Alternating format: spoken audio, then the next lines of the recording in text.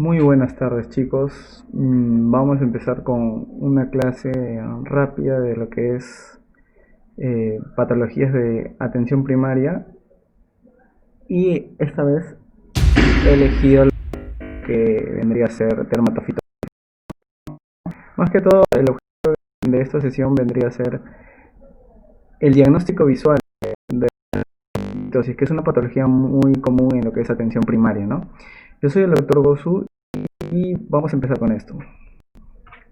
Entonces, para hablar en resumen, las tiñas se pueden dividir en tres tipos: tiña de la piel pilosa, tiña de la piel lampiño y tiñas de las uñas, ¿no? Entonces, en las tiñas de la piel pilosa tú puedes recalcar que la más importante de las tiñas, que se tienen que enfocar todos, es la tiña capitis. La tiña capitis es por excelencia la representante de la tiña de la piel pilosa. Por otro lado tienes la tiña de la piel lampiña, en el cual vas a tener como representante a la tiña corporis, tiña cruris, tiña pedis. Y la tiña de las uñas, que es la onicomicosis, es la tiña unguium o de las uñas, ¿no? Entonces vas a ver que acá el cuadro, que cada tiña tiene un representante agente causal específico. Dicho sea de paso, las dermatofitosis son producidas por hongos, pero hongos que van a albergar estructuras queratinizadas, ¿no? Como es el estrato córneo de la piel, como es los pelos, las uñas, entre otros, ¿no?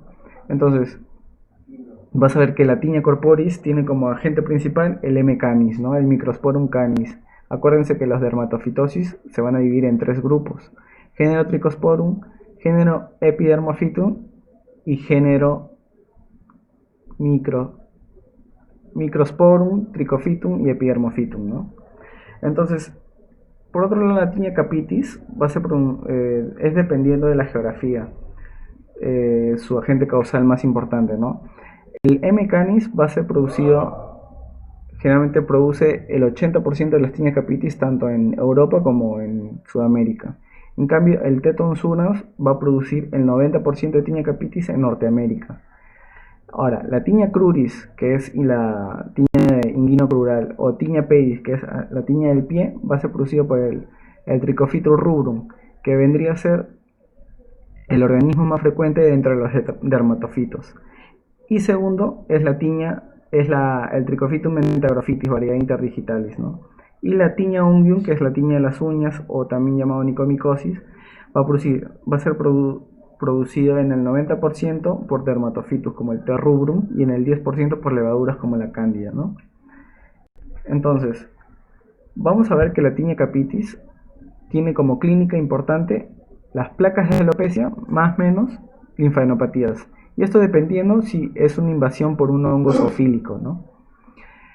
Ahora, la tiña capitis se va a dividir en tiñas capitis inflamatorias y tiñas capitis tonsurantes o seborreicas. En las tiñas capitis inflamatorias se van a dividir en dos: el Kerien de Celso, que como van a ver es una respuesta inflamatoria a una invasión por un hongo zoofílico, en el cual como característica importante va a tener el signo de la espumadera, y en la tiña fábica, que va a ser provocado por el Trichophytum schollei, ¿no?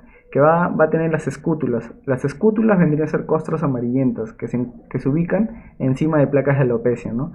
Entonces, generalmente las tiñas capitis inflamatorias tienen como secuela generar alopecia cicatricial. Eso es algo importante, ¿eh? Y por otro lado vamos a tener las tiñas capitis no inflamatorias, también llamadas tonsurantes o seborreicas.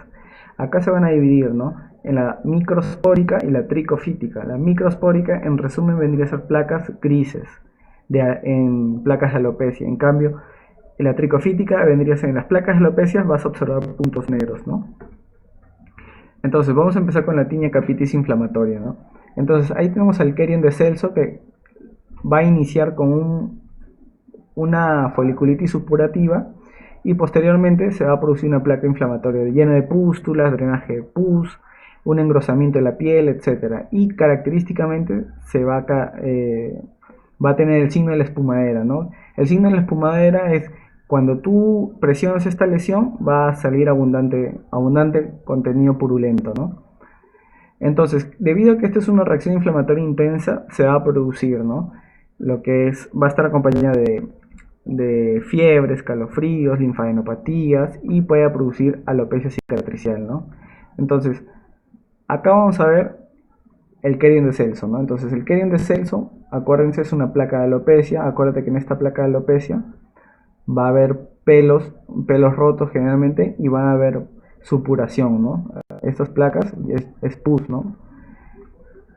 Este es un Querion de Celso ya mucho de evolución más prolongada, ¿no? En donde va a haber una gran placa de alopecia con pelos rotos, eritema, va a haber material purulento, entre otras cosas, ¿no? Acá también vamos a ver estos Querions de Celso, ¿no?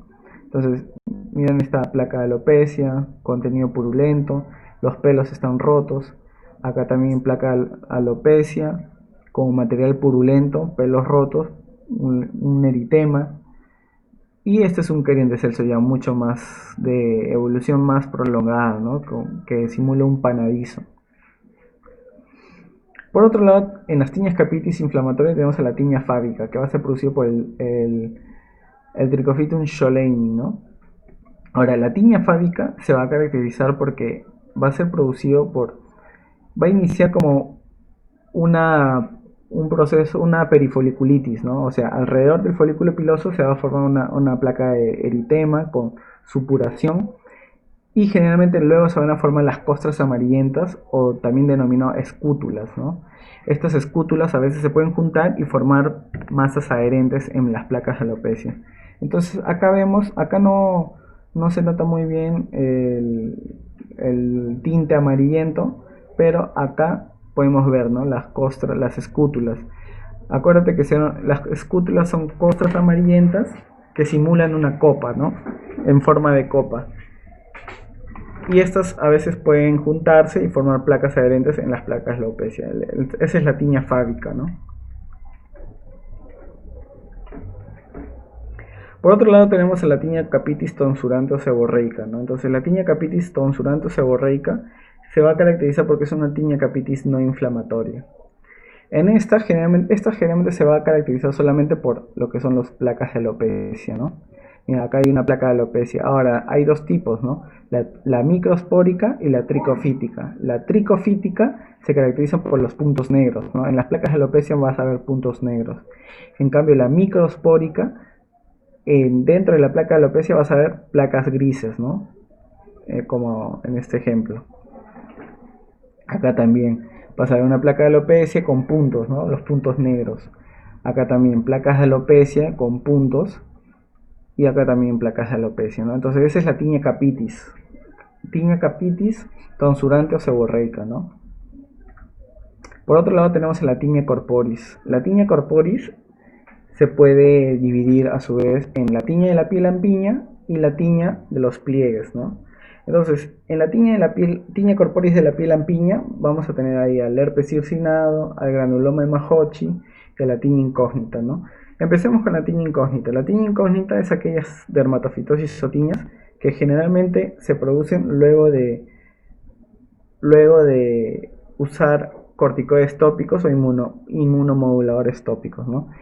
Ahora, la lesión típica de una tiña depende en gran parte de la respuesta inmune del hospedero, ¿no? Es por eso que al usar corticoides tópicos sobre una tiña, esto puede hacer modificar la lesión típica, ¿no? Y hacer que el diagnóstico sea más difícil y un curso más tórpido, una evolución más larga, porque al usar corticoides tópicos tiende a la mejoría y luego vuelve la lesión, ¿no? Entonces va en ese sub y baja. Ahora, el granuloma de Mahochi son estas lesiones en el cual es una tiña poco común, en el cual va a llegar hasta lo que es la dermis e hipodermis, ¿no? Entonces, esto generalmente se producen producto de un trauma, producto de los traumas, y está asociado a mujeres al rasurado de piernas, ¿no? Entonces, al producirse un trauma, va a quedar libre ese espacio traumático para que los hongos dermatofíticos invadan, ¿no? Y llegan hasta lo que es el folículo piloso. Ahora, la forma más frecuente de la tiña de la piel lampiña es el herpes circinado, ¿no? Entonces, el herpes circinado se va a caracterizar porque es una lesión de bordes acentuados, en el cual en el centro de la lesión va a ser una lesión blanquecina, descamativa y que tiende a la mejoría, ¿no? Generalmente se describen como lesiones anulares, es decir, lesiones en anillo, ¿no? Ese vendría a ser el herpes circinado, que es la variante más frecuente de lo que es la tiña corporis, pero de la piel lampiña, ¿no? Por otro lado tenemos a la tiña de los pliegues, en el cual en la tiña corporis, a nivel de lo que son la tiña de los pliegues, se va a dividir de grandes pliegues, también llamado tiña cruris o eczema marginado de hebra, y tiña de pequeños pliegues o tiña pedis, ¿no? Entonces, acá vemos el herpes circinado, ¿no? El herpes circinado, que les había dicho, es una lesión anular de bordes más activos, con la lesión en el centro va a ser blanquecina, con tendencia a la mejoría clínica, entre otros, ¿no? Acá también, ¿no? Bordes más acentuados, en el centro de descamación, más pálido, acá también, ¿no? Entonces, generalmente estas lesiones se van a ubicar a nivel de tronco, espaldas y miembros, ¿no? Acuérdense, ustedes tienen que hacer diagnóstico visual, ¿no? En muchas ocasiones el diagnóstico y las tiñas son clínicos nomás, no necesitas estudios adicionales. Ahora, en lo que es la tiña cruris, es también llamado el eczema marginado de hebra, ¿no? Entonces, el eczema marginado de hebra se denomina así porque hay bordes acentuados, aspecto macerado y procesos descamativos, ¿no? Generalmente esta tiña cruris va desde lo que es el muslo hasta el pliegue interno del muslo, ¿no? O sea, desde la parte superior del muslo hacia el pliegue interno, ¿no?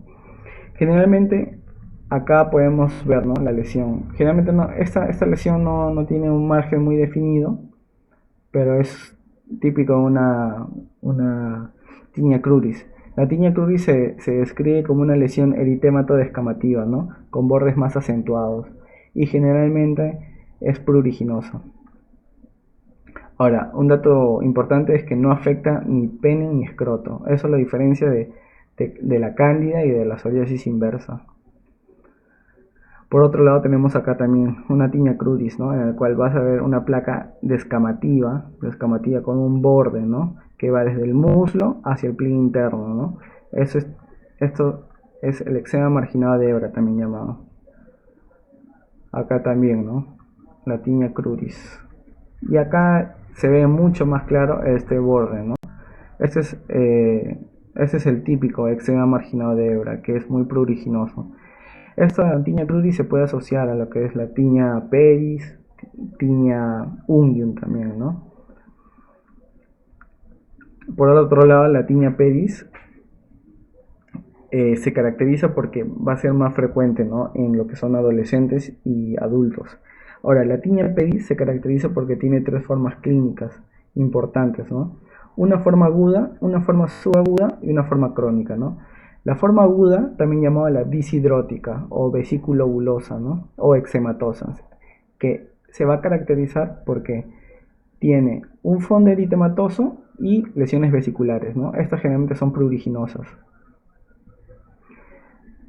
Esta es la forma subaguda. La forma subaguda, también llamada intertriginosa o interdigital. Esta es la forma más frecuente y es conocida como pie de atleta.